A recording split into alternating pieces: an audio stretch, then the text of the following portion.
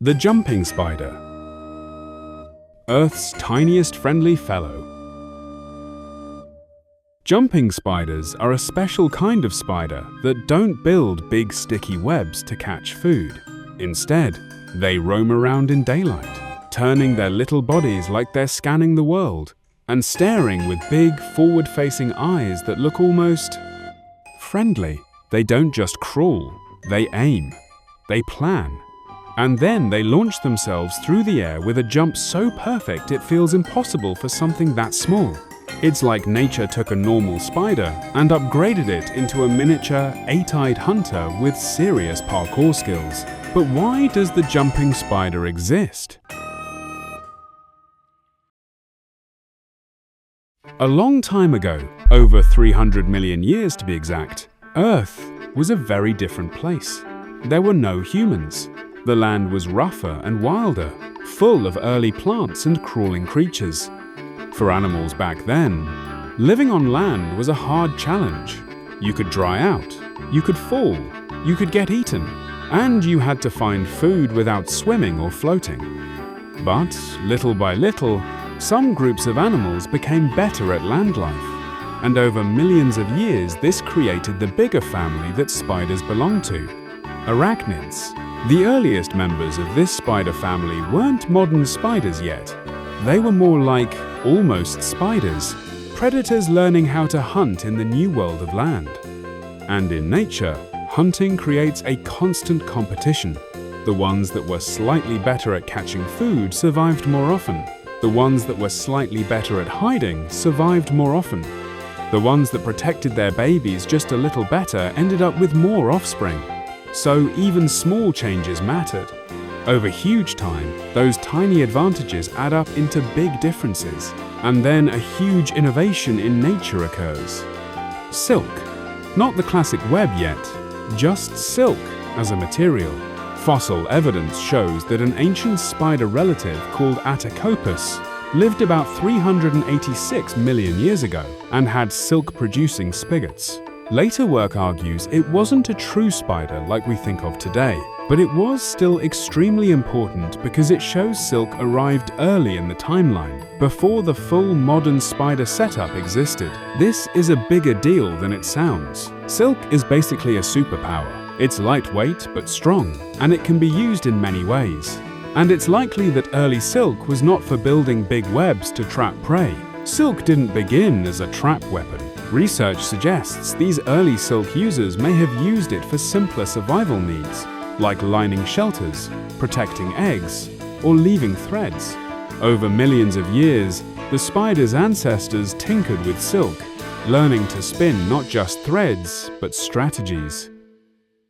Silk made them adaptable, light enough to drift into forests, tough enough to survive deserts, and clever enough to fill every corner of the land. They weren't trapped by a single way of living. They could rewrite the rules. Eventually, that freedom led to a split. One branch doubled down on patience. Spin a web, wait, let the trap do the work. The other branch chose restlessness. These spiders walked, watched, and pursued. This is where the jumping spider begins, at the moment when some spiders decided to stop waiting and start hunting. But abandoning the web creates a specific pressure. When you can't rely on sticky silk to catch your meal, the burden falls entirely on you. You must spot prey fast, decide faster, and strike with absolute precision. Miss, and you waste precious energy. For a creature measured in millimeters, every calorie counts.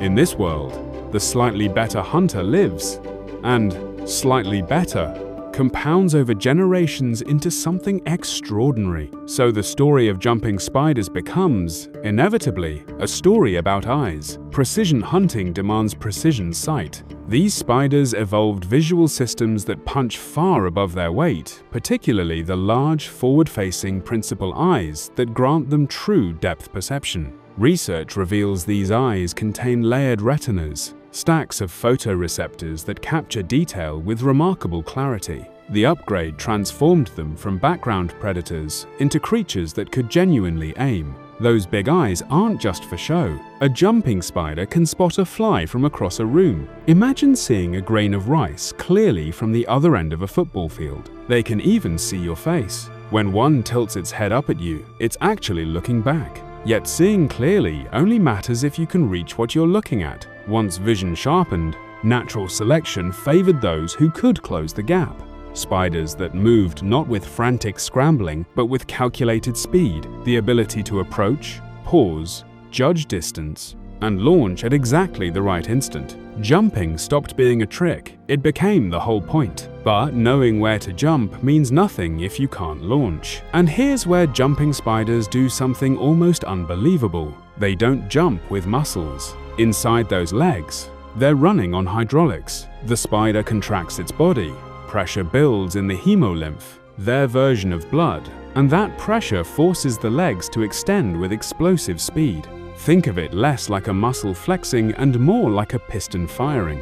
The spider doesn't push off the ground, it detonates. But evolution doesn't gamble. Before every launch, the spider pays out a silk thread, anchoring itself to the world it leaves behind. Miss the target, the drag line catches you.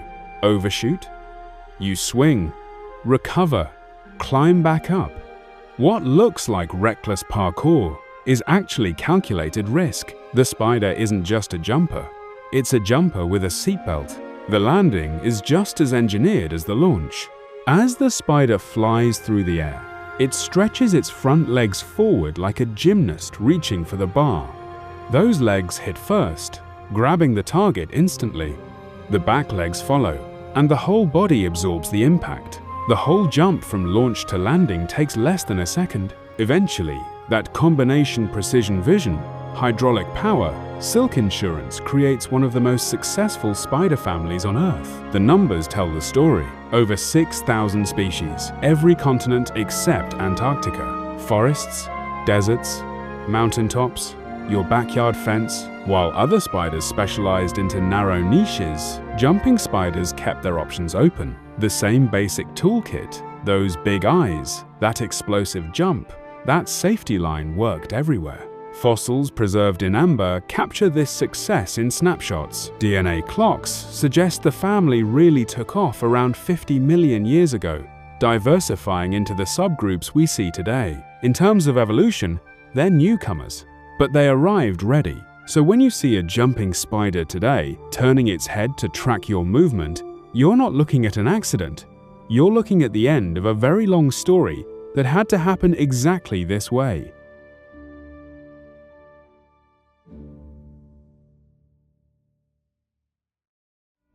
Thanks for watching this video. I would love for you to follow along on my content journey, so please hit subscribe and watch this video on screen now.